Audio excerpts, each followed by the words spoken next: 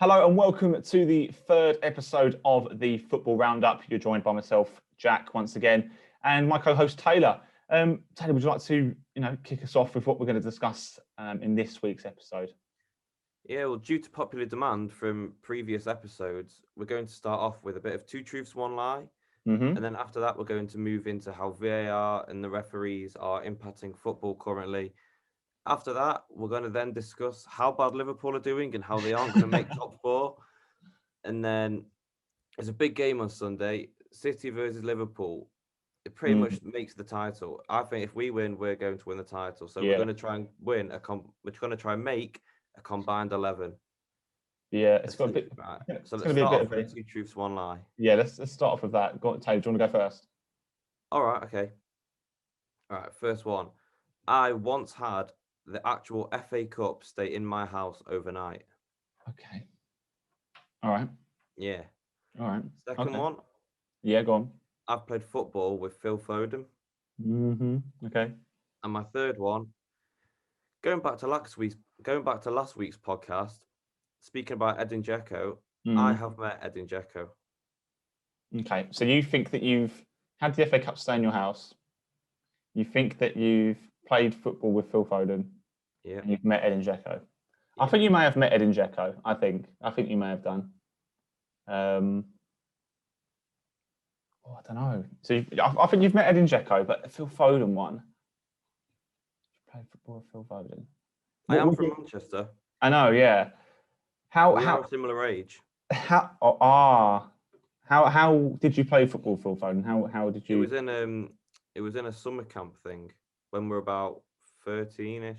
Oh, like just like where kids go to, like in the summer. Yeah. Okay. Like anyone, like fans. Not just fans. Like it's a summer camp. Like. Oh right. Okay. All right. Like where like in the summer you'll go and play football with a few people and there's like one of the five-a-side pitch kind of thing. Yeah. Oh, okay. And you've had the FA Cup stay in your house? Yep. When was that? What year? 2013. So who's holders? Was it you? I genuinely don't remember. 13, because I know Arsenal won it in 14.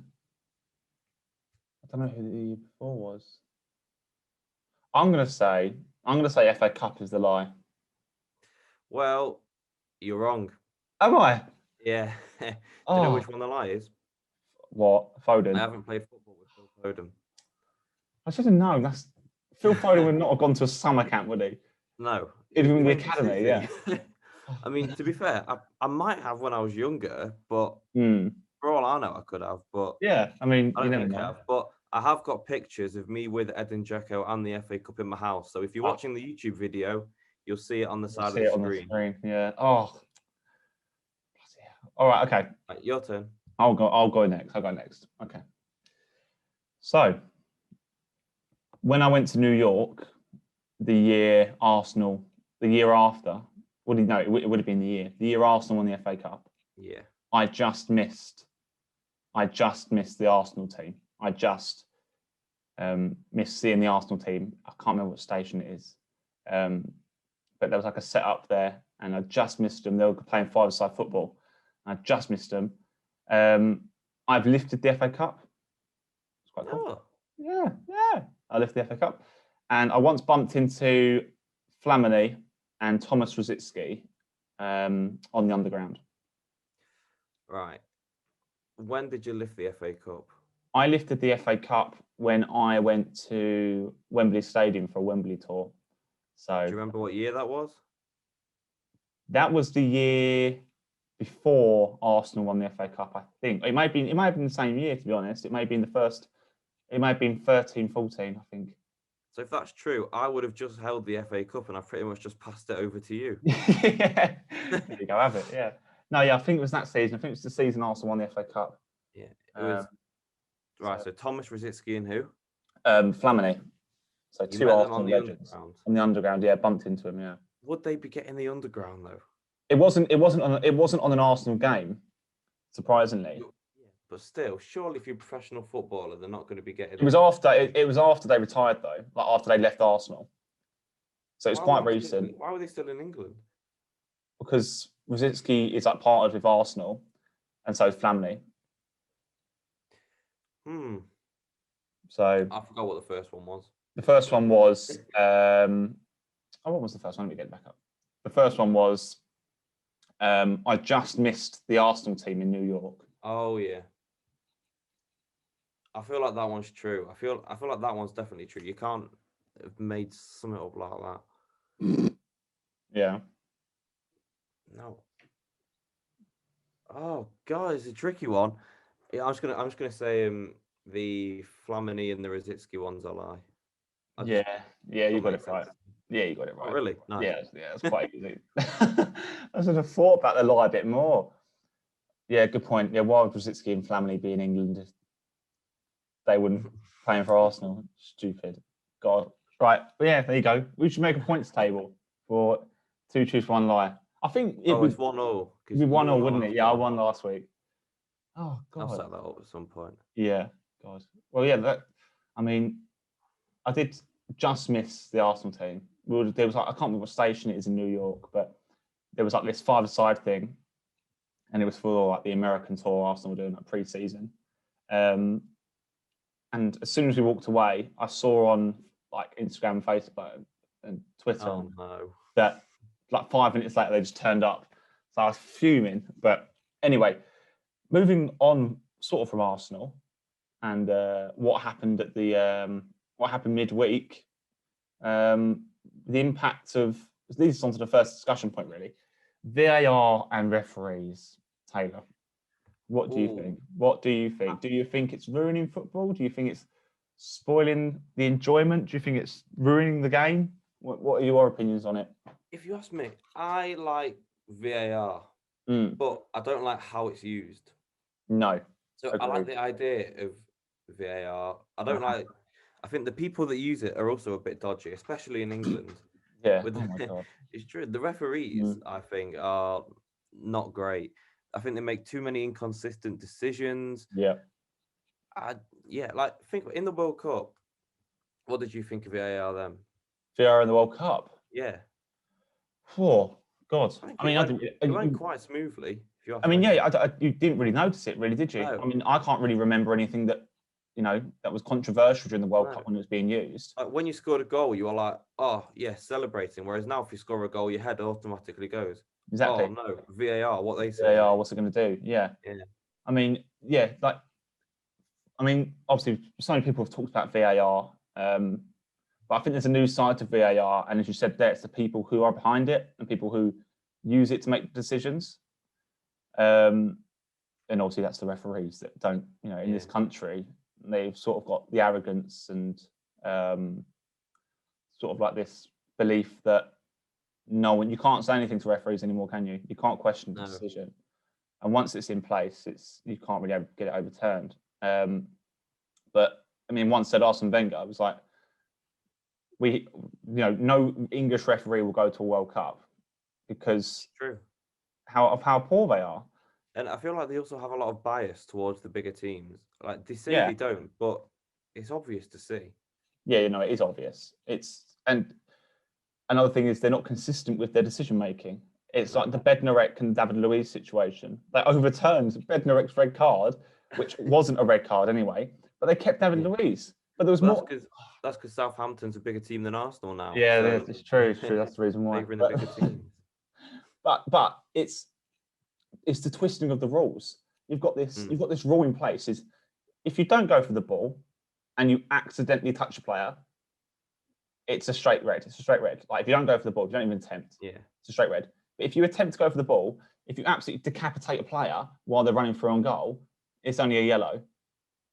So that's the reason Bednarek's challenge got overturned, but there was more of an attempt for the ball in Bednarek. So it's so twisted. It's so confusing. It's just wrong. And also VAR, I feel like when the referees and officials are looking at VAR, deciding whether there's a goal or not, they're always looking to disallow the goal. They're never looking to give the goal. They're looking to see if the attacker's ahead of the defender. They're not looking to see if the defender's ahead of the attacker. And the lines are always... lines are way too thick. The lines are so. Do you think they're too thick?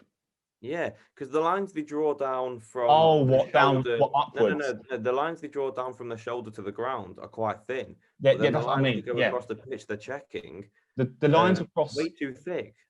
the lines across the pitch in Italy. I think it's Yeah. Italy. They're a certain thickness to give leeway. So, but yeah, I've got a problem with the leeway, the whole leeway thing. but the thing is, I'll tell you why in a second. VAR was brought in to fix obvious mistakes, right? If a player is offside by a toenail, not even that, it's literally by a pixel on the screen, by a hair, that is not an obvious mistake. No, I don't. But then you also have the thing of saying, when does it turn from not obvious to obvious? Because then you say, oh, if you do it with just the feet, you still get the same millimeter difference between the edge of the feet. So either way, if you change the rules, even with the leeway thing, you have a leeway of, I don't know, 30 centimeters. Obviously, it wouldn't be that, but then you get people looking at, oh, is it 29.5 centimeters? You still get the same millimeter difference. It just becomes stupid then, doesn't it?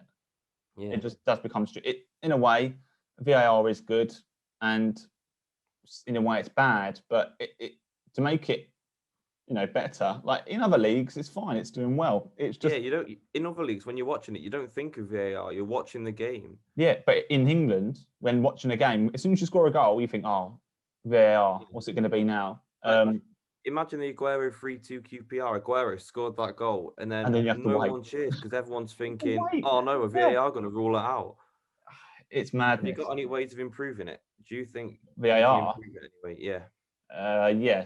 Change the officials behind it. Get someone who actually knows the game. Well, they do know the game, but obviously not the way that we know it. Or they should have the same officials for every VAR. Yeah, it's really hard. It's impossible, but that's the only way of keeping it consistent. Or get officials who are trained in VAR. Yeah, they would. Yeah. You know what I mean? One idea I had was if you can have a limited amount of VAR appeals. So say you can only appeal 2 times or 3 times a game to use VAR. A bit like they do in tennis. Yeah. I don't know. I think that'd be a bit more interesting. Then they're not checking it for every single little thing. Exactly. But I mean, I think the issue is, and what needs to be changed as well, is that referees aren't held accountable for their mistakes. That is true. They're all friends, the referees, so they're not going to dob each other in. Exactly. They're never held accountable. And there's now a relationship, obviously, in football, there's always that relationship with the referees, isn't there? Always. But now managers, no one really trusts them anymore. Like, I looked the other day, Ole Gunnar Solskjaer, he said he had a conversation with one of the refs before the United game. And he didn't think the Luiz or the Bednarek sending off were correct. He didn't even think they weren't. Everyone knows. That's what I mean. Everyone has said, apart from the officials, that it was a mistake. But and also with what's his name, Mark Halsey, the previous former Premier League referee, saying about how corrupt it is internally. They have to give a certain amount of fouls. I mean, if a referee's saying that, then it's got to be true. He was a referee, got down here from 1999 to 2013. So 14 years as a referee. And he'd come out, obviously, I don't know when he came out and said it, but yeah. And another thing as well, Southampton have requested that Mike Dean and Lee Mason don't officiate their games anymore. Oh, I wish City could do that. Oh my God, I wish Arsenal could do that. Oh my God, Mike Dean for us. I can't. Do you remember that goal that I can't remember who scored it? It was a Spurs player. When we beat them 5-2 at the Emirates, like ages ago. But when Tottenham scored, Mike Dean went running. Mike Dean. You want to celebrate with them? Yeah, he goes to celebrate with them. He's jumping up and down. But there's another one where Spurs go and score White Hart Lane, not against us. Can't remember who it's against. But where he does that thing with his arms where he plays on, doesn't he? Yeah. And he starts running around like that, like celebrating. Oh, God. There's a lot of referees who think the limelight is on them. Yeah, Mike Dean does it a lot to take. Oh, he loves it. He loves it. Does whatever he sees what he can get away with. Really. Yeah, I mean, as a person, he's probably a great guy. But when you're like, he's quite funny. Like when you see it happen. Yeah, I watched him on the Peter Crouch podcast. It was funny. Yeah, it's quite a laugh. But when you're refereeing, you need a professional game, sticking to the rules. Yeah, exactly. You've got to remember that this is for a football player and a manager. This is their work. This is their life in a way. This is what they're working for. It's their job at the end of the day. So if the players and managers are doing their job, you expect the referees to do it as well, wouldn't you? Yeah, definitely. I mean, going back to that Mike Dean podcast, he said that if the Aguero goal against QPR was offside, he still would have given it. So, yeah, I mean, I wouldn't be complaining, but that just shows that he just does what he wants, and no one will pick him up on it because they're all friends and they all don't want to be mean to each. No, they don't dob each other in, do they? No, they are all too close. But things need to change. I think, as I said, they need to be. We have the best league in the world, but potentially the worst officials.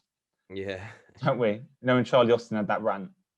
Oh yeah, and he called for VAR, and now we've got VAR. They can't even use that. But the thing is, now we've got VAR, you can't take it away, because if you take it away, you'll get all the pundits and everyone after pretty much making the lines themselves and going, "Oh, this was offside, but they didn't call it." It was like, well, you've got rid of VAR. You can't do it after the game now. If you take it away, then the only thing people were talking about is, oh, if VAR was in, that'd be called off as offside. Yeah, exactly. If VAR was in, that was a red. So you're stuck in this constant loophole now. If you take it in, you'll put it back in. If you take it out, you'll put it back in, and it'll be over and over again.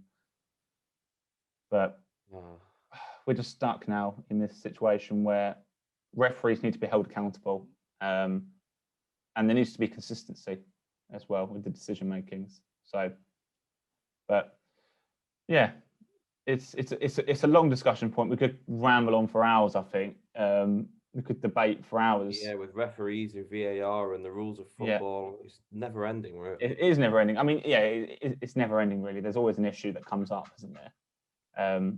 But I think that the thing that needs to be fixed is just how they're using VAR and how they need to use it successfully and consistently as well. But as you mentioned you mentioned City a few times and the QPR goal. Obviously, the same result won't happen again, but the result of City winning the league might happen again, mightn't it? What a season! What a poor season Liverpool are having.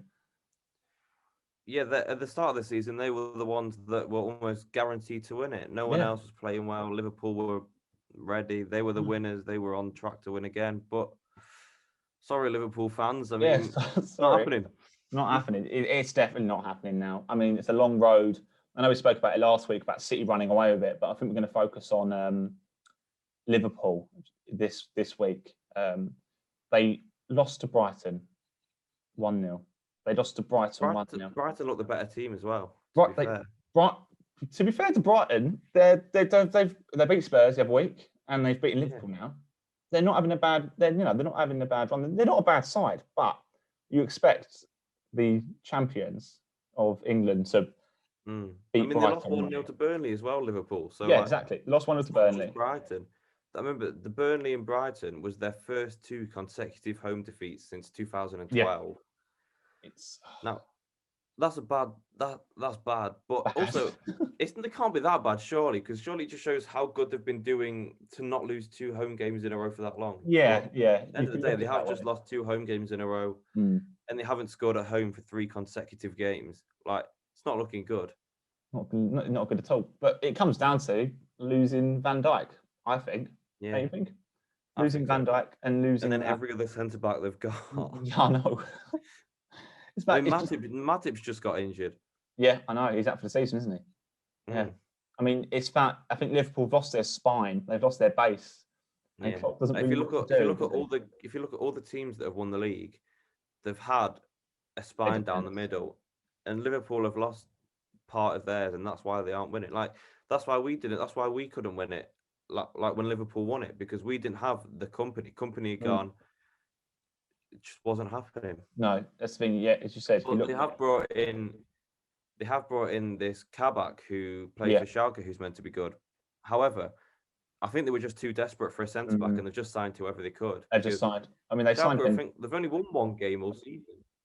I mean, Liverpool as well panic buying Ben Davis as well to cover for their defensive absences.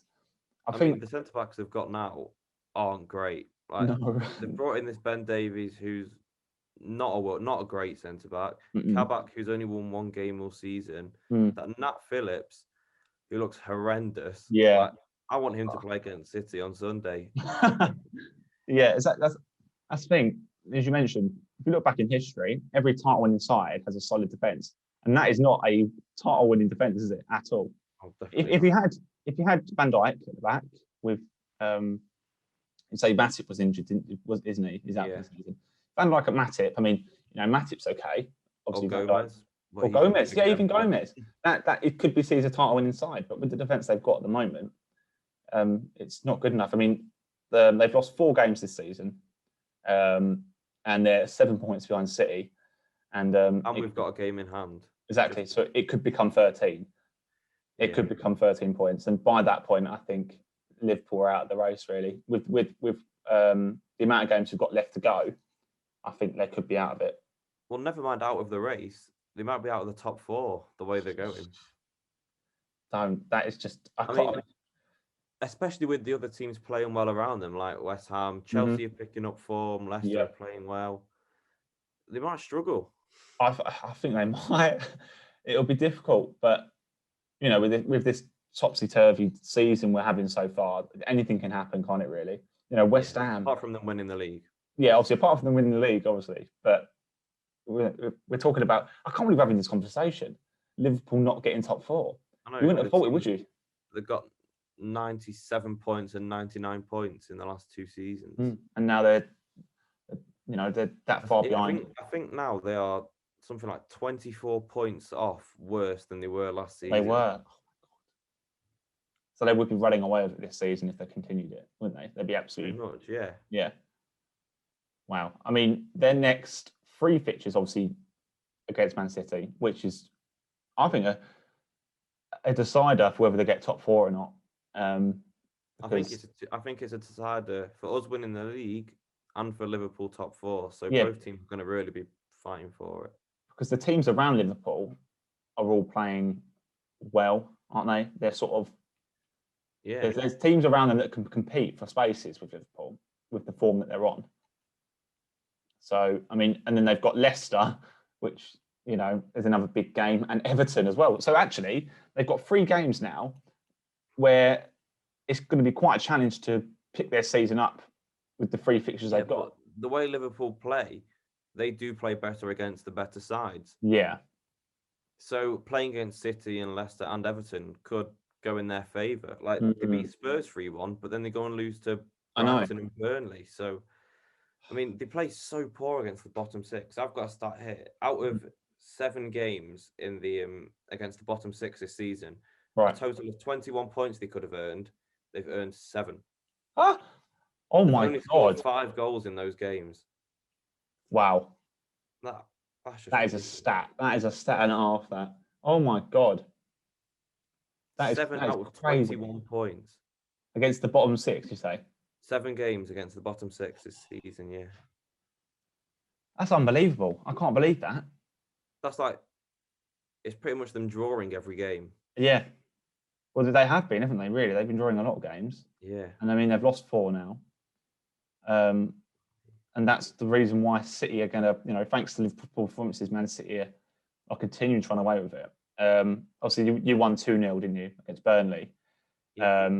A team that Liverpool lost to. Not quite the 7-0 I was hoping for. No. Yeah, we'll come on to that. Yeah. Your next 3. I mean, you've got a difficult run of games. Maybe not the last one. I mean, you've got Liverpool, Spurs, and then Arsenal. That is quite tough. And you tend to beat us. So I mean, I wouldn't put it past you. We also tend to lose against Liverpool and Spurs. Yeah. So I reckon if we come out with, how many points would you be happy with? Well, 9. But you want 9? Yeah, I'd want 9, but I don't know. Maybe a win and 2 draws I'd take. Yeah, So I mean, five, I'll five take that. points out of 9 against them. Yeah, I mean, I hope we beat you. That'd be nice. That'd be nice. A nice podcast episode if we beat you. To rub it in, but Yeah. I don't think it's going to happen. But I mean, after that, if you come out of those games well, I think you're going to just absolutely run with it now. Absolutely run away with it. Yeah, well, after those games, there'll be 15 games left to the season. It's not that many to catch up on the way we're playing. Yeah, I mean, the way you're playing at the moment is, the way you're playing. If you win all them, which you have a chance to, definitely. I think you will run away with it, but we'll have to see. Weird season this year, very weird. I mean, What's I can't happening predict fifth? What? I know. What's happening fifth? West Ham are fifth, and they were Spurs in 14th is a big shock as well. Honestly, who's that, sorry? Not Spurs, Wolves. Wolves, yeah. Wolves. They've had a shocking season. I mean, I was talking to a Wolves fan, and I mean, he's quite optimistic. He's quite happy for them to stay in the Premier League. But that's not how they should be thinking. I know that's the thing. The way they play. But he did say he was saying, the seasons before, the last season and the season before, their aim was to, the last season in particular, to get into Europe, and now they're potentially have no chance now, do they? They sit in 14th. But then, they sort of swap places with the likes of West Ham. I mean, I know West Ham always, I said it last episode, but West Ham have always had the team to compete, and now they finally are. I can see them. Like Wolves have done the opposite. Wolves have. Yeah. I can see them getting Europe, West Ham. I wouldn't put it past them. And it'd be great. So do I, actually. I'd actually really enjoy it if I'd really like to see West Ham in Europa League or even the Champions League. Having trips to Kazakhstan. Yeah, exactly. That's what I want to see. Thursday nights for West Ham United. That'd be brilliant.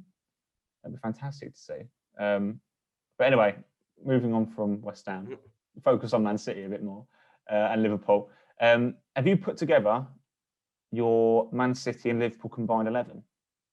No. I'm going to run along with yours and we're going to build. Oh, okay. All right. Okay. I'll let you put your points forward and I'll come and then you'll come back. Actually, that's a good point because you're a City fan and you're sort of. I might be a bit biased here. Yeah. Okay. Right.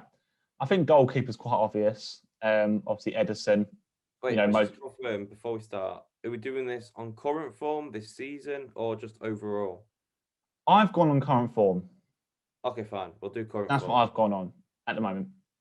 So current form combined 11. Full City 11. Here we go. yeah, pretty much. No, I mean, to be honest, yeah, it's on current form. Yeah. So, what goalkeeper? So obviously Ederson. I mean, I think I put Ederson over Alisson anyway. In any would, situation. But every time I say that, I always get shut down. No, I would. Like, Ederson's not the shot stopper Alisson is, but then but with 13 clean sheets, do you think? I know he's unstoppable. He's brilliant. Distribution is miles better than Alisson. I think he's just a better keeper, but I think he's great. No one agrees. Well, I do agree with you. Ederson above Alisson. Left back, I found this quite easy actually. I've gone with Robertson. What would you say to that? I'll say Robertson. I mean, I've got to put a Liverpool player in there. Yeah, just one, at least one. I like Robertson. Yeah, so I mean, we just don't have a left back really. We've got no, you don't really. We've got Zinchenko, who we bought as an attacking midfielder, and we've got Mendy, who needs to leave the club. So, yeah, I mean, obviously Robertson isn't the best Scotsman in the Premier League. It's obviously Kieran Tierney, but we'll put him in this team. On current form, yeah. Yeah, on current form, yeah. I mean, he's got his stats aren't bad. I've got down here. I mean, he's got 6 clean sheets and he's got 5 assists this season, which isn't awful. No, it's good for a fullback. Yeah, very good for a fullback. Obviously, it's not his best. He's done better. No, but he's not got the rest of the team's not performing around him for him to get the assists. Exactly. But he definitely makes it into that team, I think. Yeah. The 2 centre backs, there's no debate here really. Stones and Diaz. Yeah, Stones and Diaz. Yep. Stones and Diaz. I mean, Liverpool don't have a defence at the moment, so on current form, I can't really put a Liverpool defender in. And then I think same for right back. I think Trent. I've put Cancelo in because I think Trent Alexander-Arnold has not Shocking been good. season. He's had an absolute shocker. And I think Cancelo's really come to form. This season's his season, isn't it? He's an all, Cancelo. yeah, I mean, he's an all-round player, I think. He can cut in on the right and shoot with his left. Can't he? He can drive down that line. The game against Burnley, I think we played Laporte at left back when we were being attacked, but then Cancelo's so fluid in what he can do. Yeah. When we were attacking, we went to a free at the back with Laporte, Diaz, and Stones, and Cancelo moved into midfield. Yeah. And I like that. I think that's really good because that's a way of getting Laporte back in the team. Exactly. And it solves our left back problem. Yeah, it does. Yeah. I think he's a great player, but I think the big point there is that Alexander Arnold's having a stinker. Yeah, a stinker. Yeah, very bad, very very bad. Midfielders. We'll start with 4-3-3. I've gone 4-3-3. Yeah, I've gone 4-3-3. Fine. Okay. So first centre mid, the man of the moment. He's having a great season. Gundogan. You know. Yeah. Of course. Can't not have him in. No, can't have him. I better not see Thiago in your other two. Oh no! Don't you worry. Don't you worry. Overhyped player, Thiago. Yeah, you heard it. Centre attacking mid, Kevin De Bruyne. He's got the second most assists this season. He's obviously again having an absolute blinder. He does every year, doesn't he? Really, Kevin De Bruyne. There's no debate. Yeah, people are saying he's having a bad season because he's got the second most assists in the league and not the most. Like, what? Yeah, I mean, is it Kane? Isn't it with the most assists this season? I think so because he's got so many in the first few games, didn't he? Well, he's out now, so by the week, by the next game, De Bruyne will be top, hopefully. So, but hopefully. But the next midfielder, I've gone with Wijnaldum. What do you think about that? Wijnaldum. I don't really know what City players could compete. I mean, no. Rodri's only just come into form, so I wouldn't put him in. No. I mean, Fernandinho is an option. Yeah, but he doesn't play enough games to get him in, I don't think. So no. I think Wijnaldum's fair enough. Yeah, I think he's a great player. Are there any other Liverpool players? Maybe Henderson? How's he playing? He's playing centre back at the moment, Henderson. So he's doing a good shift. To be fair to him, he's doing all right, covering for Van Dijk, Gomez, and Matip, all three of them. But no, he's doing all right. Back. They need Lovren back. Exactly. Lovren said, didn't he? In the World Cup, he claimed he was the best centre back in the world. Yeah, and he is. Now they need him. Yeah, now you need him. That's brilliant. So I mean, midfield of Gundogan, Wijnaldum, and Kevin De Bruyne. Yeah. So now we'll go for the front three. I think it's not controversial. I think one player maybe is. Obviously, gone for Salah on the right, top goal scorer this season. Especially in that Liverpool team as well. He's got 15 goals this season. I think Salah's treated unfairly. I think people call him overhyped and rubbish too much. I think he's unbelievable. He's really very like him. Maybe I've got like a left-footed bias to him. Yeah, but the amount of goals he's scored is ridiculous. Yeah, and he's still scoring them, but people saying he's too greedy. But if he's getting the goals, he's getting the goals. Yeah, and plus he works for Liverpool when they need him the most, I think, as well. Yeah. So he's a great player, top winger. So he goes into that space there. On the left, however, all right, I've put Mahrez, even though he doesn't play there. We have had a fluid front three, so I guess you can put them wherever you want. Yeah, I've gone Mahrez. Although he doesn't really play there, he plays on the right more. I've gone with Mahrez over Mane. I really like Mahrez. I really like Mahrez. I feel like, depending on who you put as striker, I'd potentially have Bernardo Silva in this front three somewhere. Would you? Over Mahrez this season, yeah. Well, I don't know. I like Mahrez. Oh, don't get me wrong. I think Mahrez is great, but this season I think Bernardo's been better. Interesting. Well, it depends who you've got as striker. Well, I've got Jesus at striker. Oh no, get him out. You don't like Jesus? No. Who would you put up front then? If I was you, I mean, you probably didn't think of this but I'd have Jesus on the wing. Right, and then Bernardo Silva up front. Bernardo Silva is a false nine with Salah and Jesus running either side of him. I mean, I don't know how you play, to be honest. Jesus, he misses too many chances, but he tracks back a lot. We bought him as a Mm. winger. Like He's got 4 goals this season. 4? 4, yeah. Exactly. And how many chances do we set up? Multiple. Exactly. I can't think about how many chances you make. Right. So I think I've made a big mistake not there. Clinical enough. With Mahrez and Jesus. So would you replace Mahrez and Jesus? You would put Bernardo Silva up front. Well, I have to fit Foden in. No, I'll tell you what. Foden left wing, Bernardo centre forward.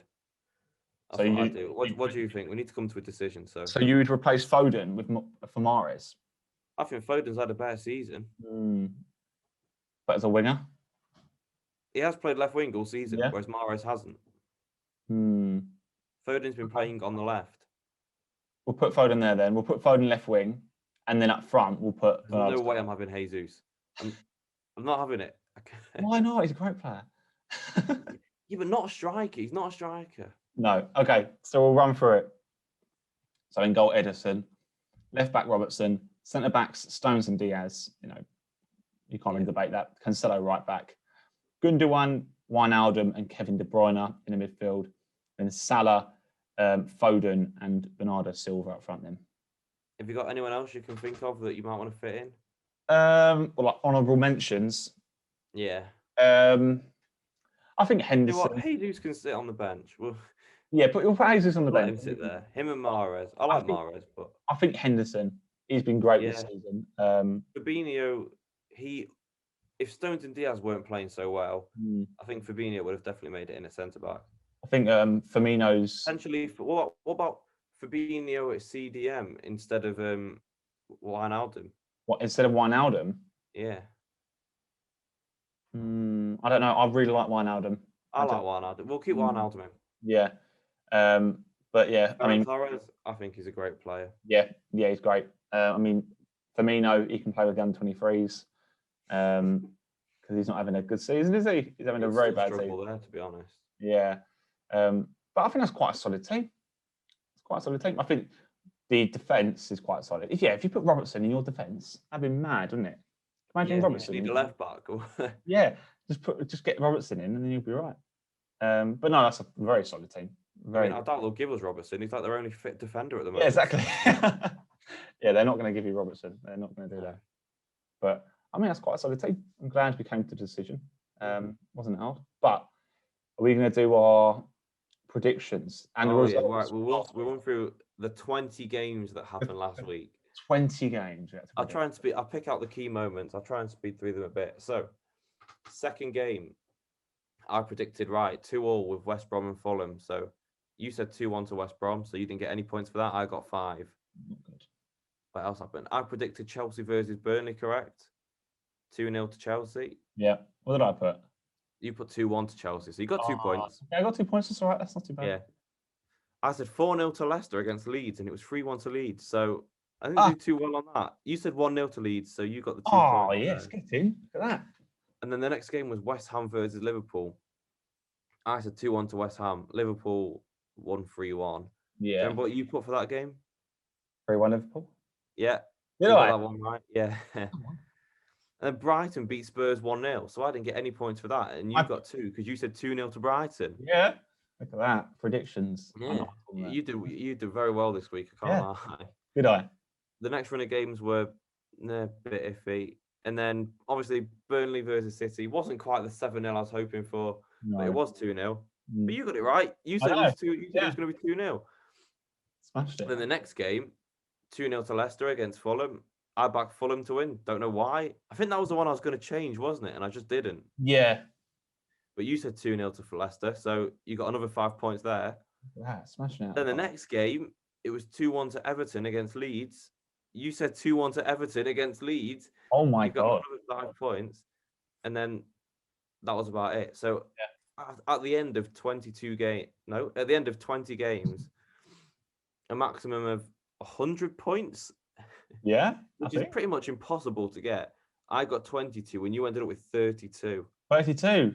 Yeah, I think that's very good from you. That is very good. So I've got 48 points overall.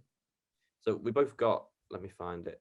We both got the level last week. So now you're on 48 and I'm on 38. So I've got some catching up to do. Ooh, okay, it's fair. It's 2 results in there.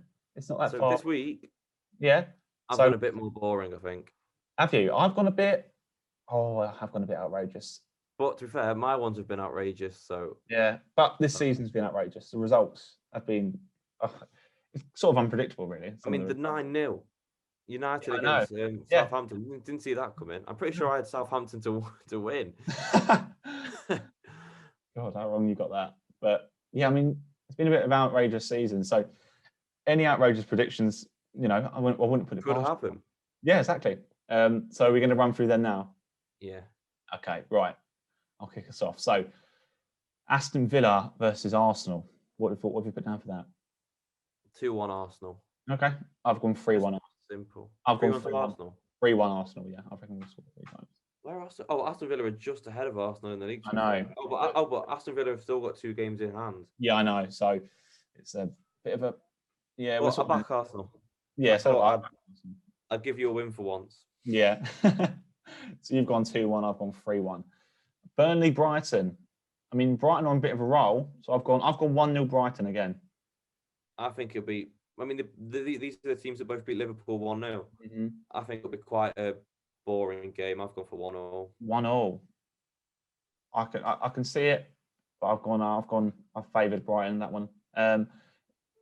What's it? Newcastle, not in good form, facing a very strong Southampton side. That lost 9-0 to. I mean, Southampton have lost 4 out of the last 5 games. I know. Yeah. Well, either way, I've still gone for them to win 3-0. Newcastle still aren't scoring.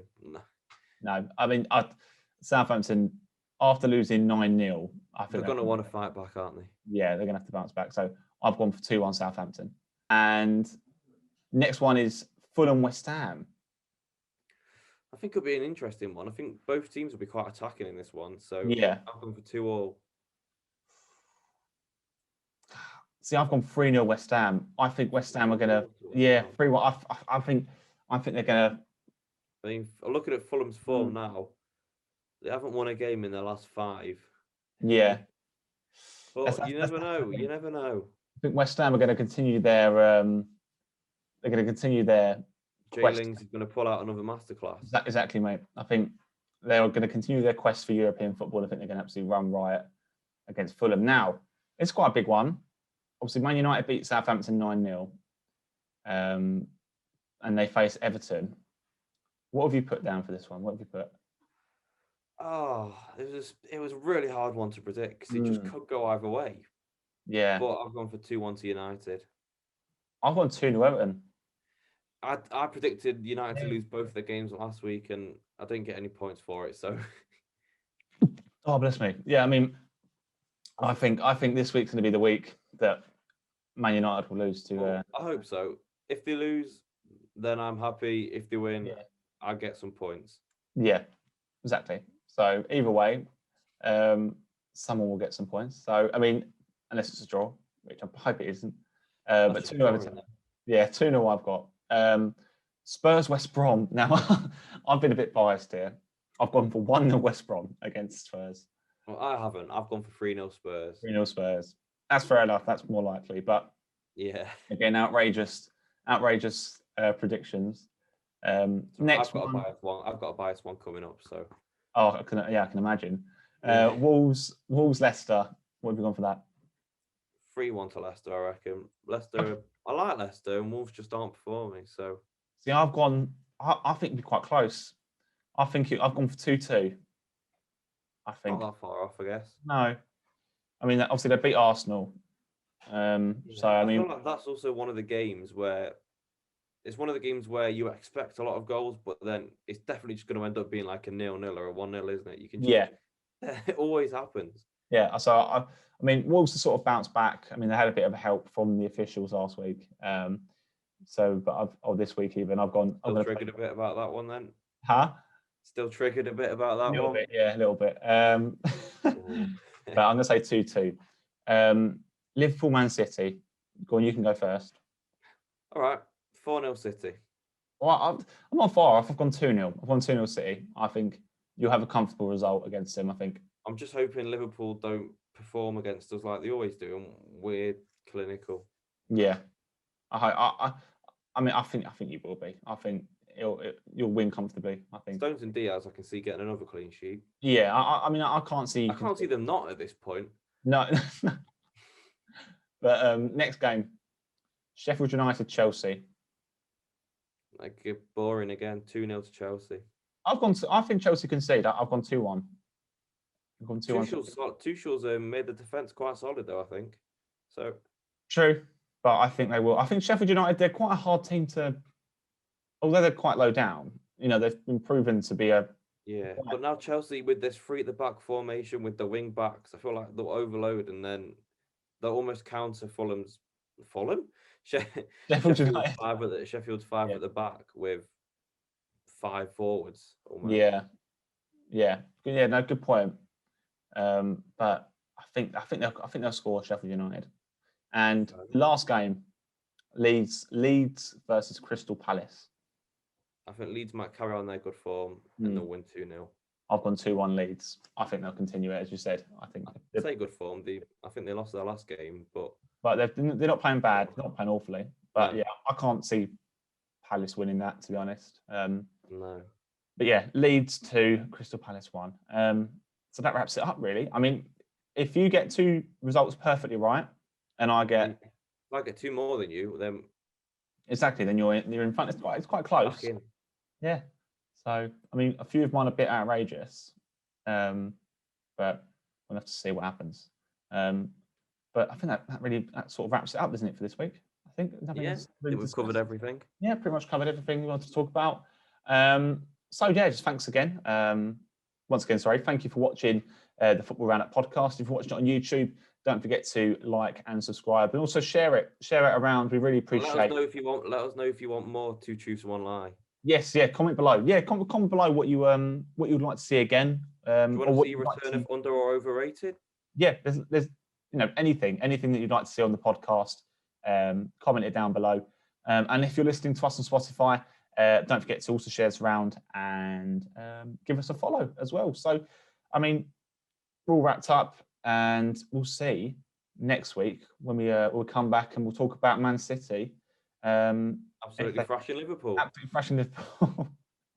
Now we'll discuss whether Man City truly have, gone on and run away with it. But yeah, we'll see you next week, and thank you for listening. Thank you for watching. See you in a bit.